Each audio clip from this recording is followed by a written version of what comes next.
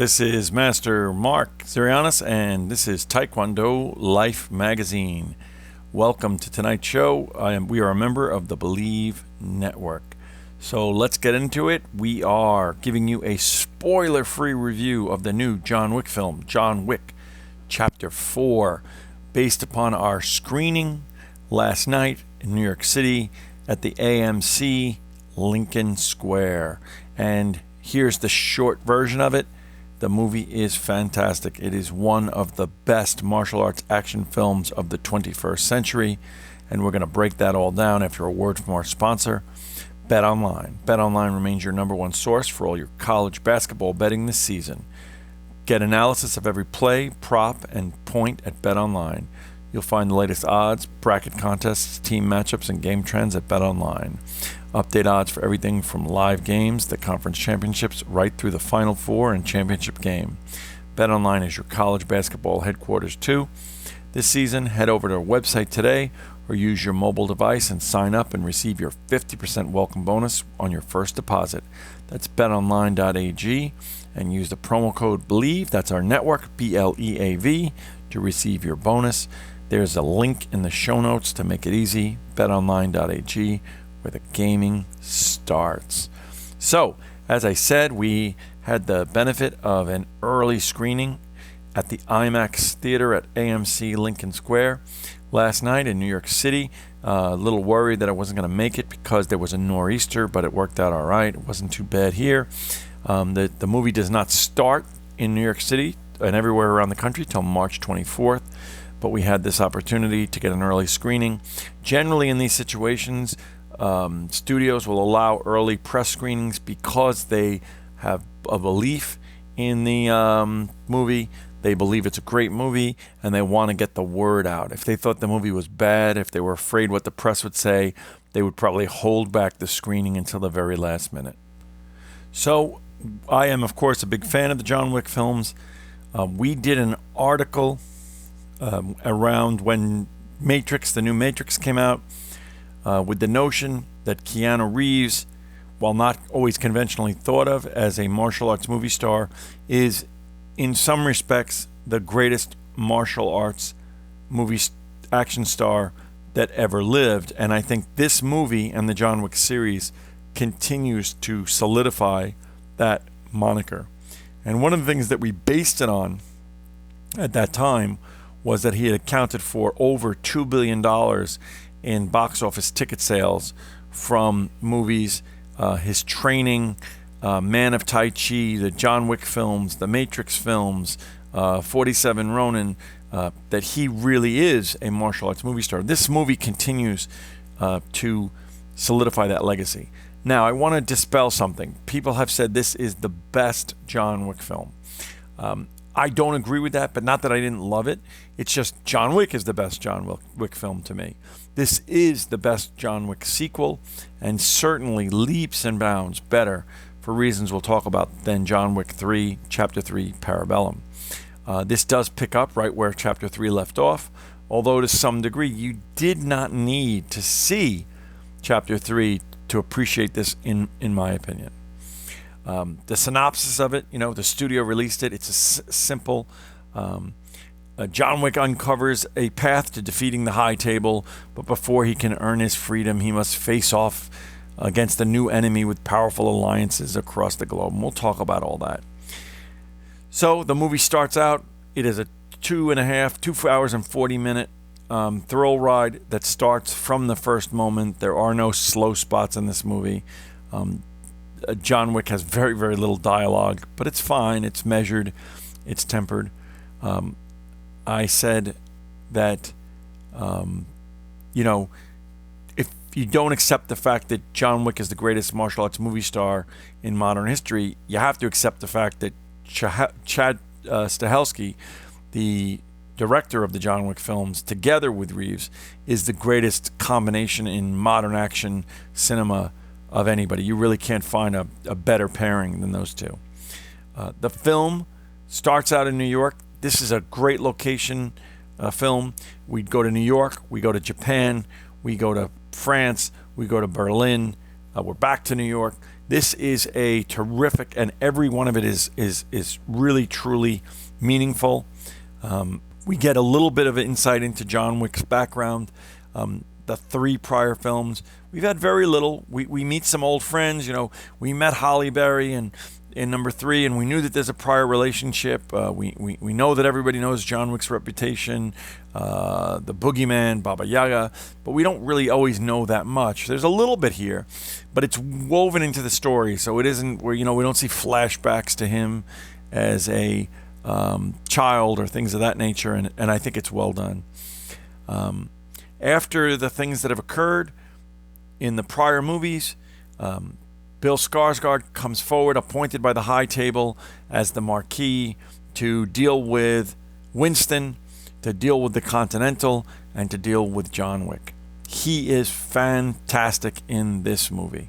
He is really, really great as a villain. He fits the John Wick universe in a terrific way.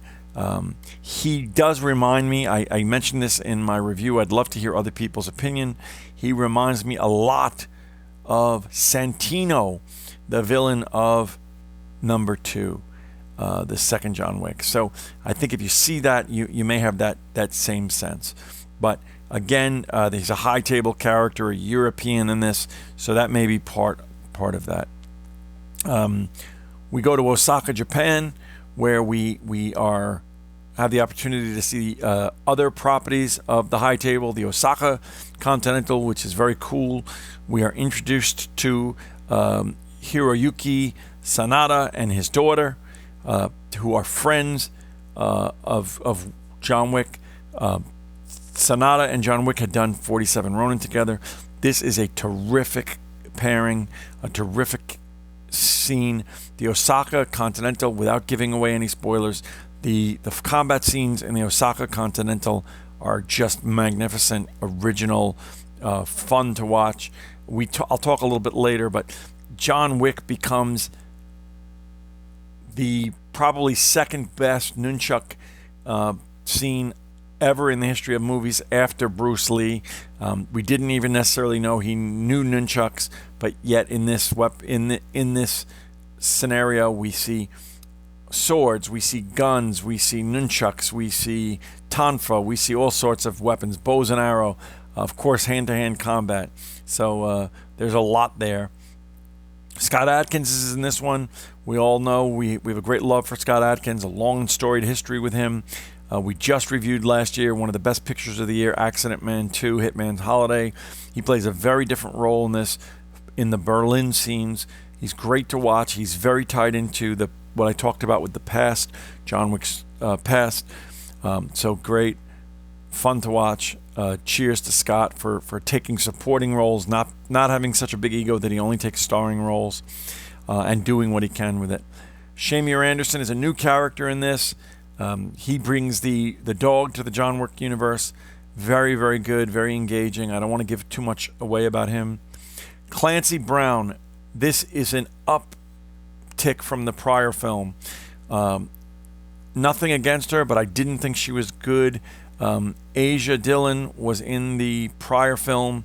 She played the role of the adjudicator, and I did not like her in that role. I didn't like the character. I didn't like the way she executed the character. I thought that the character was interesting, Asia Kate Dillon, but I didn't like her. I thought she was one of the worst and weakest characters and performances in the entire John Wick series. Clancy Brown plays a very similar role. He's not the same character, but essentially the same role, and he is phenomenal, and he brings a real gravitas to the film. Marc Zirogiannis, who is a great martial artist, Argentinian. He was in Savage Dog with Scott Adkins. He's been in a lot of films. He's got a very prominent role. He's great. Ian McShane and Lawrence Fishburne. They both return in this film. I don't want to give too much away because, you have certain perceptions from watching 3. But McShane is great. His role is bigger. And Lawrence Fishburne, again, I've always loved the fact that you have The Matrix and you have the Wick films where you have the pairing of John Wick, of Keanu Reeves, and Lawrence Fishburne, and this film is no disappointment. truly the highlight of the film for me, and I think for martial arts movie fans, and one of the reasons why this clearly, again, is a martial arts film, is the role of Donnie Yen.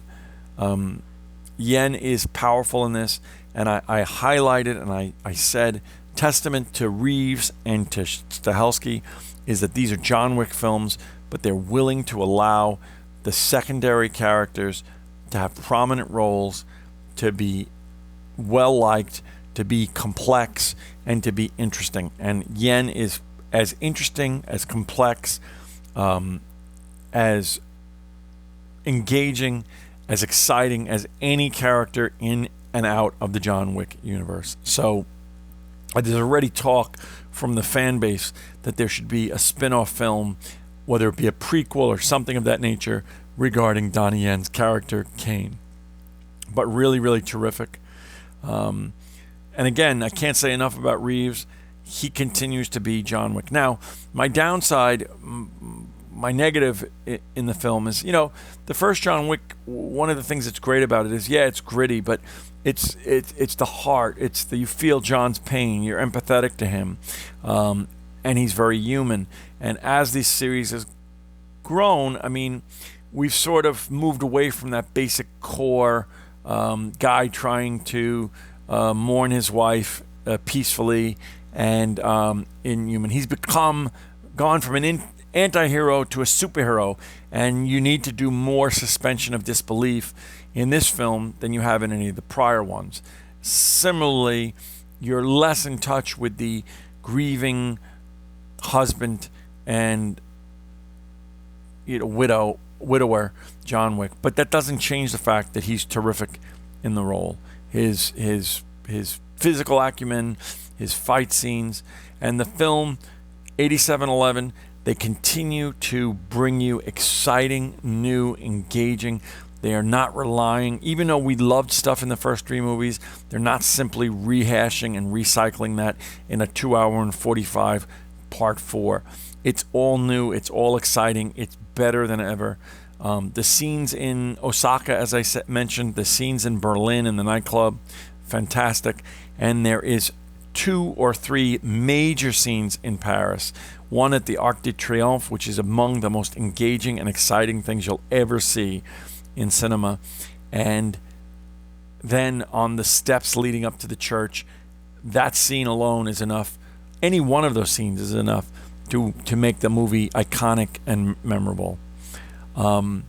This is really, really, truly a great addition to the series. Visually phenomenal, stunt and choreography wise, gunplay, car chase wise, among the best things you'll ever see. Many have described it as a video game. I'm not a big video game guy, but I do understand the analogy. There was a question. I've been inundated with people asking me, so what's the story? Will there be a 5? Won't there be a 5? What can we expect? And my answer to that is, I don't provide answers to questions that spoil the film. This is a spoiler-free review. See the film again. This is a film that is, some films are not. They could say it, that it's better to see it in the big theater. Some films play out well. I will tell you that this film, I saw it in IMAX on the big screen. You really appreciate the filmmaking, the fighting, the visual cinematography on the big screen. So yes, I am going to see this film again when it hits streamers or pay-per-view or whatever. I'll probably see it again in the theater because there's a lot there. But this is a phenomenal film. I expect it will be the biggest box office gross for the series. I expect it will be one of the biggest box office grosses of the year of Keanu Reeves' career, and probably one of the best, we do at the end of the year our best films of the year. Obviously, I'm open-minded, but this will probably be high on the list of the best martial arts films of 2023, and it's only the middle of March. John Wick 4 hits theaters on March 24th from Lionsgate, Thunder Road, 8711. You can catch it everywhere, and you can catch our review, written review. I will put the link inside the show notes. This episode has been brought to you by Bet Online. This is Master Marc Zirogiannis. I will see you in the theater. I'll see you at the next screening. And of course, I'll see you on the mat. Do you believe?